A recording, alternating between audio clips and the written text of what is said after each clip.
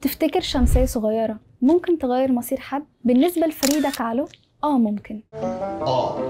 معاناتها بدأت من شلل الأطفال، بس دي مش أصعب حاجة. سنة 1925 ولما كان عندها 18 سنة كانت راجعة من المدرسة ونسيت شمسية جدتها، راحت تجيبها، بس بدل ما تركب الأتوبيس بتاع كل يوم خدت أتوبيس تاني، وده هو اللي غير كل حاجة. حصلت لها حادثة صعبة مع الترام، جسمها اتكسر، ومن اللحظة دي فريدة ما بقتش زي قبل كده وعملت 32 عملية. وهنا بدأ الفن. باباها علق لها مراية فوق السرير وجاب لها ألوان وفرش. كانت بتقول لنفسها أنا الوحيدة اللي أقدر أرسم نفسي لأني أكتر حد أعرفه، رسمت أكتر من 50 بورتريه لنفسها، وكل حاجة كانت جواها طلعتها على الورق. رسمت ألمها، جسمها المكسور، ورحلتها مع العمليات. رسمت علاقتها بجسمها كأنها بتتكلم معاه. رسمت الرحم والقلب والعظم. رسمت حتى علاقتها بجوزها دييجو اللي كان بالنسبة لها أسوأ من الحادثة، حب وخناق وخيانة وطلاق، حتى الرجوع. بس برضه حبها الحقيقي كان في الريشة والألوان. بس كان في حد بيشاركها الرحلة دي، نيكولاس موراي، أجمد مصور في أمريكا وقتها، واللي هيحبها ويصورها هو اللي طلع صورها اللي احنا نعرفها دلوقتي، الورد في شعرها واللبس التقليدي والعيون اللي مليانة حكايات.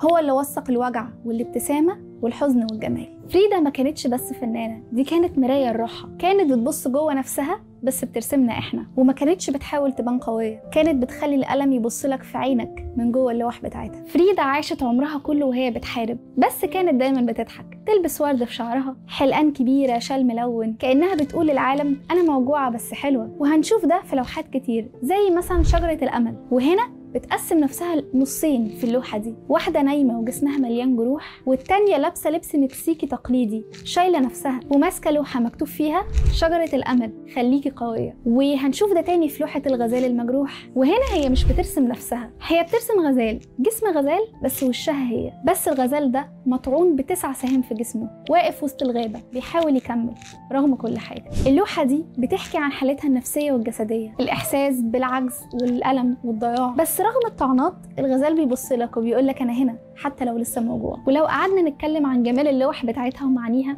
مش هنخلص النهارده. وعشان كده فريدة كالو مش بس أيقونة، دي حكاية عن الألم اللي بيجيب فن، وعن الألم اللي بيتحول لإبداع. فريدة كانت أول فنانة تتكلم عن الإجهاض، الألم الجسدي، السياسة، الهوية والأنوثة. عشان كده هي أيقونة. وفي آخر أيام حياتها دخلت عمليات كتير، لكنها كتبت في يومياتها قدامي جناحين ليه أهتم برجلي. حضرت آخر معرض ليها وهي على سرير متحرك، وكانت لسه بتضحك وبترسم وبتقول نكت. فريدة سابت وراها معاني كبيرة قوي، وأعتقد أنت فهمتها. ابعت الفيديو ده لحد مهتم بالفن أو حد عنده أمل في الحياة.